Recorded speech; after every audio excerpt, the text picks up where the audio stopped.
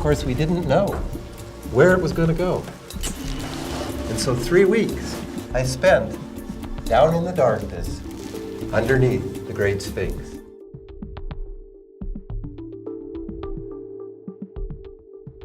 That footage you just saw shows Mark Lehner and Zahi Hawass climbing down a shaft inside the Great Sphinx. But what they're not telling you is that this isn't the only tunnel they found. In 1980, they discovered a passage carved 5 meters deep into the monument's body that Egyptian authorities immediately sealed with cement blocks. For 38 years, Lehner kept quiet about what they really found down there. When he finally released his complete documentation in 2018, the evidence revealed underground chambers, tunnels, and ancient stuff that proves the Sphinx sits on top of a massive underground complex. The Great Sphinx isn't just sitting on empty rock. It's hiding an ancient world beneath the desert floor that makes everything we thought we knew about ancient Egypt look primitive. Back in 1980, an old guy named Mohammed Abd al-Mahgoud Fayed told Egyptian officials about something he remembered from working at the Sphinx as a kid in the 1920s.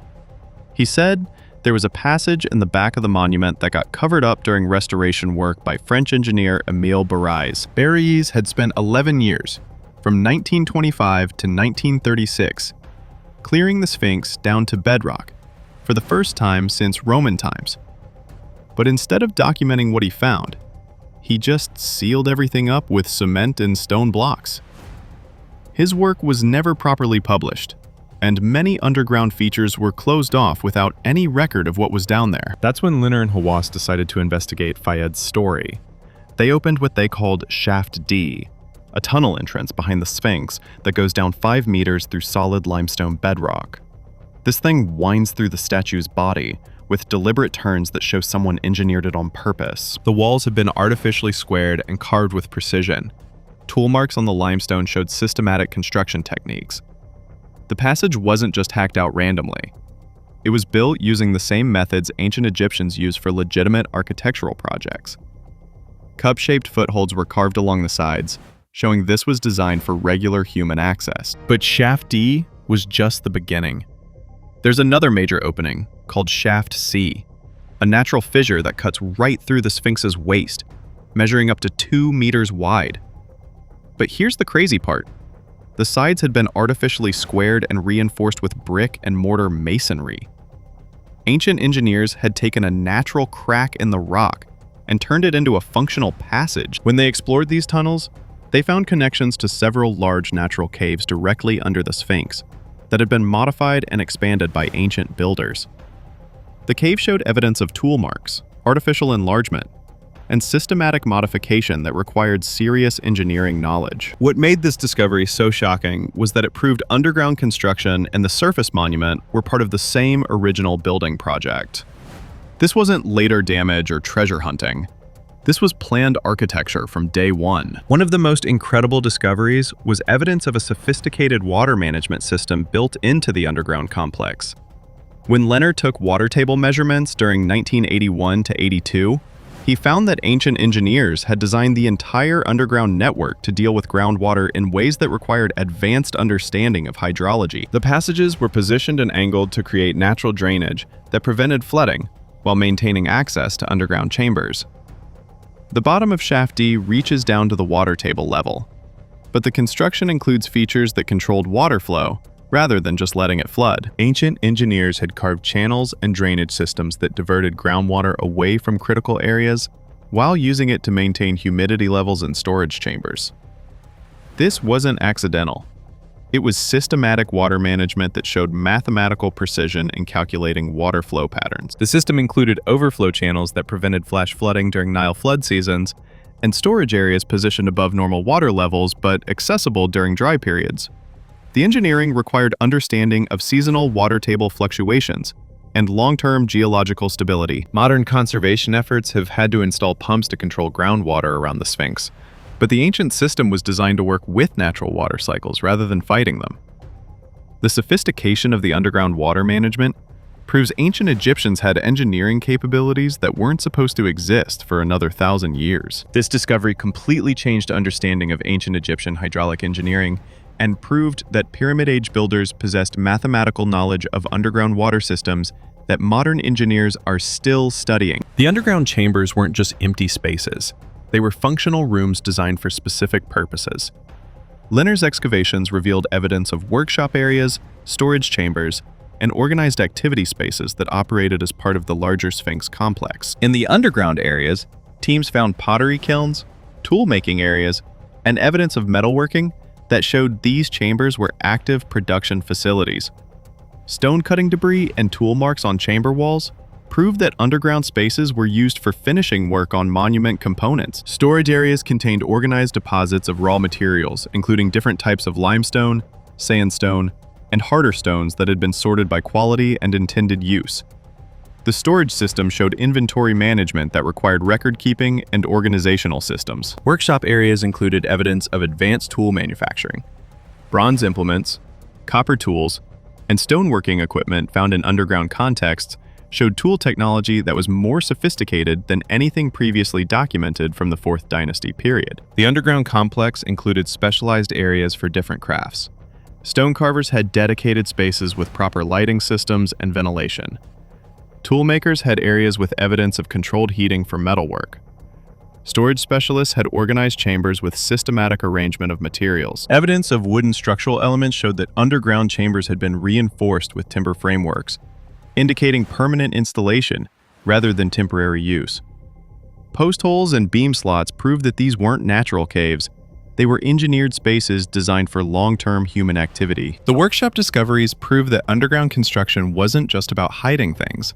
It was about creating controlled environments for specialized work that couldn't be done on the surface. While digging around the Sphinx, Lehner made another discovery that proved the underground activity was part of something much bigger. South of the monument, he found a 4,500-year-old settlement where thousands of workers lived. A complex bigger than 10 football fields that operated as an integrated city. But this wasn't just surface buildings. The workers' city had sophisticated drainage systems, underground storage areas, and tunnel connections that linked directly to the underground features around the Sphinx. Archaeological evidence proved that surface and underground construction were planned together as one massive project. The lost city contained 4 clusters of long mud brick barracks, each designed to house around 50 people. But excavations revealed that many barracks had basement levels and underground storage areas that connected to larger tunnel systems. The barracks could have accommodated between 1,600 to 2,000 workers above ground, with additional underground facilities for specialized activities. Underground bakeries supplied the workers with fresh bread, using ovens that were built into artificial caves. These weren't simple fire pits. They were sophisticated bread-making facilities that could produce thousands of loaves daily, using controlled heating and ventilation systems. Storage silos were built partially underground to maintain consistent temperatures for grain preservation. The underground portions included rat-proof designs and moisture control that prevented spoilage during flood seasons. This required understanding of food preservation that showed advanced knowledge of underground environmental control. The workers' food remains proved they weren't slaves. Lehner's team found bones from prime beef cattle, the best meat available in ancient Egypt, along with evidence of beer production, fish processing, and organized food distribution that showed these were skilled professionals, being fed like valued employees. But the most incredible discovery was evidence of an underground transportation system. Tunnel networks connected workshop areas, storage facilities, and residential complexes in ways that allowed movement of materials and people without surface interference. This underground logistics system supported massive construction operations, while keeping the surface areas clear for monument work. The underground features at the Sphinx have a long history of discovery and concealment that goes back centuries. Understanding this timeline proves that knowledge of underground chambers has been repeatedly suppressed by authorities. In the 16th century, European travelers reported seeing passages and chambers in the Sphinx, but their accounts were dismissed as fantasy. By the 17th century, multiple visitors documented hole openings and tunnel entrances that were later sealed over. In 1798, Napoleon's expedition included engineers who documented underground features, but their detailed records were lost when their ship was attacked by the British. Only partial drawings survived, showing evidence of systematic underground architecture. During the 1850s, Auguste Mariette conducted major excavations around the Sphinx. and found evidence of underground chambers and passages. He documented finding fragments of statues and architectural elements in underground contexts. But his focus on surface monuments meant underground discoveries were largely ignored. The major cover-up began in 1925, when Emile Barrés started his 11-year clearing project. Barrés found multiple underground entrances and documented extensive tunnel systems, taking over 226 photographs of underground features. But instead of publishing his findings, he sealed everything with cement blocks and moved on to surface restoration work. For 55 years, from 1925 to 1980, the underground entrances remained sealed and largely forgotten. Only a few elderly workers, like Mohammed Abd al-Mahgoud Fayed, remembered what had been found and covered up. When Lehner and Hawass reopened Shaft D in 1980, they found evidence that previous explorers had reached the underground chambers multiple times throughout history. Modern debris mixed with ancient materials proved that treasure hunters, archaeologists, and officials had accessed these areas repeatedly, but never properly documented or publicized their findings. The timeline shows a consistent pattern of discovery followed by concealment, suggesting that knowledge of underground chambers has been deliberately suppressed to maintain official narratives about ancient Egyptian capabilities. Multiple high-tech investigations have confirmed and expanded on Lehner's underground discoveries, using equipment that wasn't available during his original mapping work. These modern studies prove that underground features extend far beyond what was documented in the 1980s. Ground-penetrating radar surveys conducted by Florida State University in 1996 detected significant anomalies beneath the Sphinx, including large voids and tunnel-like features that suggested extensive underground architecture. The radar results showed organized patterns rather than random geological features. Seismic studies using earthquake detection equipment found evidence of hollow spaces and structural voids that matched the locations of tunnels and chambers documented by Lehner. The seismic data proved that underground features were interconnected in systematic ways. Japanese teams using electromagnetic scanning technology in 1987 made even more dramatic discoveries. They found a tunnel system beneath the monument, multiple water pockets near different paws, and evidence of a major groove or channel extending beneath the entire body of the Sphinx. 3D laser scanning projects in recent years have created detailed underground maps that show the full extent of tunnel systems and chamber networks. The scans revealed architectural features that couldn't be seen during physical exploration, including carved decorations and structural modifications. Most significantly, acoustic testing has detected underground chambers that extend far beyond the areas that have been physically explored. Sound penetration studies suggest that the underground complex may be much larger than anyone previously imagined, with chambers and passages that haven't been accessed in modern times. Recent drilling projects have confirmed the existence of underground chambers that were only suggested by remote sensing. Core samples have brought up artificial materials, worked stone, and human-made objects from depths that prove underground activity extended much deeper than surface excavations indicated. The combined evidence from modern technology proves that Lehner's discoveries were just the beginning. The underground complex beneath the Sphinx appears to be far more extensive and sophisticated than even the most detailed documentation has revealed. The most disturbing aspect of the underground discoveries is the systematic effort by Egyptian authorities to suppress information and prevent further exploration. The pattern of concealment goes beyond simple bureaucratic caution.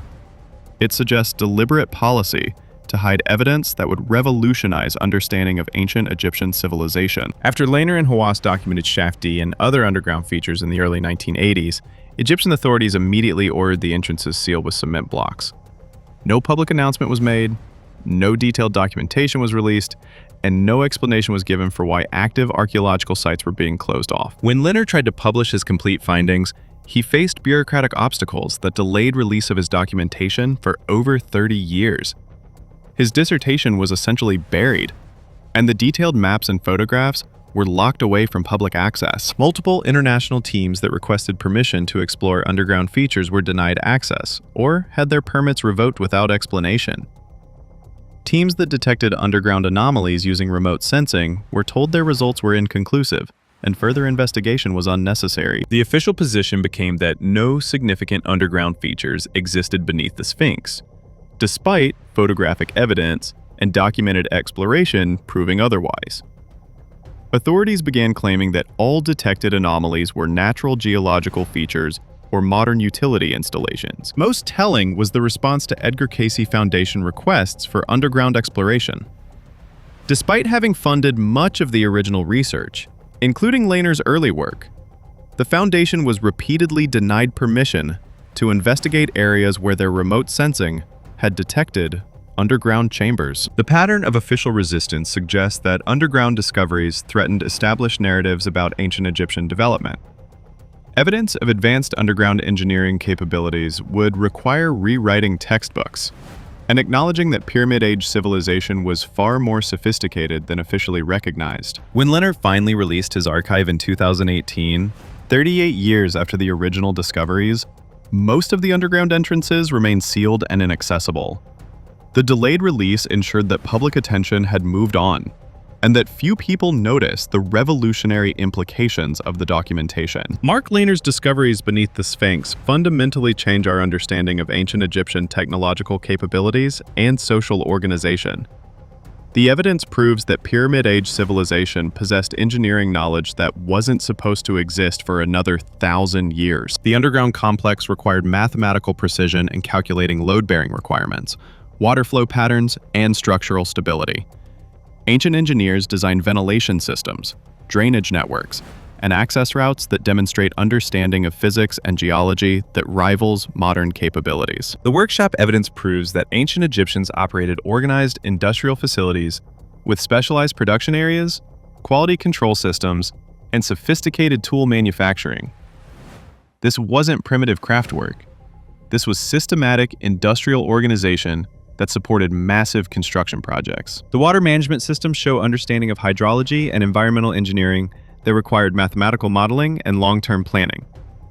Ancient engineers created solutions to groundwater problems that modern conservation efforts are still trying to match. Most importantly, the underground discoveries prove that pyramid construction wasn't the work of seasonal agricultural laborers using primitive tools. This was year-round industrial activity, supported by permanent infrastructure and skilled professional workers who lived in organized cities. The evidence shows that ancient Egyptian civilization was far more technologically advanced and socially organized than traditional archaeology has recognized. The underground complex beneath the Sphinx represents just one example of engineering capabilities that were probably common throughout ancient Egypt, but have been lost or suppressed. After 40 years of investigation, Lehner's discoveries prove that the greatest treasure beneath the Sphinx wasn't gold or artifacts. It was evidence that the ancient world possessed knowledge and technological capabilities that modern science is still working to understand. The Sphinx wasn't just a monument. It was the visible component of an underground technological complex that preserved advanced engineering techniques for over 4,000 years. The ancient Egyptians weren't primitive monument builders. They were sophisticated engineers who created integrated systems that combine surface architecture with underground infrastructure in ways that modern archaeology is only beginning to comprehend. Anyway, that's it for the video, folks. Bye.